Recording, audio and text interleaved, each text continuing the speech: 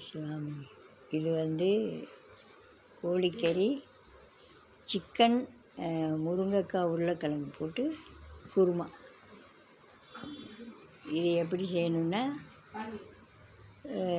2 வெங்காயம் நல்லா அரிஞ்சு, அதையும் தக்காளி, தேங்காய், அரை முடி தேங்காய், இது எல்லாத்தையும் ஒன்றா போட்டு நல்லா அரைச்சி வச்சுக்கணும்.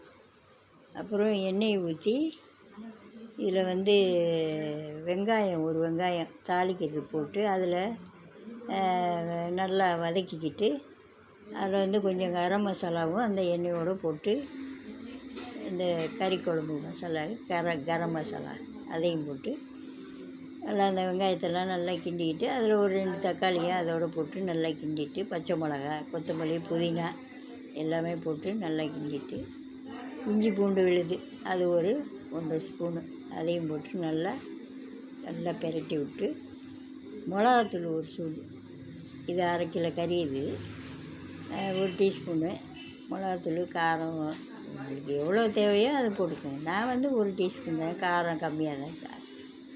இப்போ குழம்பு மிளகாத்தூள் இருக்குல்ல, எல்லாத்துக்குமே போடலாம். அந்த குழம்பு மிளகா, அந்த குழம்பு மிளகாத்தூள் 1 டீஸ்பூன் போட்டு அதை நல்லா அந்த எண்ணெயிலையே நல்லா கிண்டிக்கணும். இஞ்சி பூண்டு போடுறோம்ல, அதோடு போட்டு நல்லா கிண்டிட்டு, அதுக்கப்புறம் இந்த தேங்காயெலாம் அரைச்சி வச்சுருக்கோம்ல, அதில் கொஞ்சம் கசகசா போட்டு அரைச்சிக்கணும். நல்லாயிருக்கும். நான் போட்டு அரைச்சிருக்கேன். அதையும் போட்டு நல்லா அரைச்சி இதோட போட்டு நல்லா கிண்டி விட்டுட்டு, கடைசியில் அந்த தேங்காயை ஊற்றும் போது அப்போ ஒரு 2 டேபிள் ஸ்பூனு குழம்பு மிளகாத்தூள் போட்டு நல்லா கிண்டி விட்டு, தேவையான தண்ணி ஊற்றி, உப்பு தேவைக்கேற்ப உப்பையும் போட்டு நல்லா கிண்டி விட்டு, இந்த உருளைக்கிழங்கு எல்லாமே போட்டுருங்க. முருங்கை இப்போ ஒரு 2 விசில் வர வைங்க. இதை மூடி வச்சுருங்க.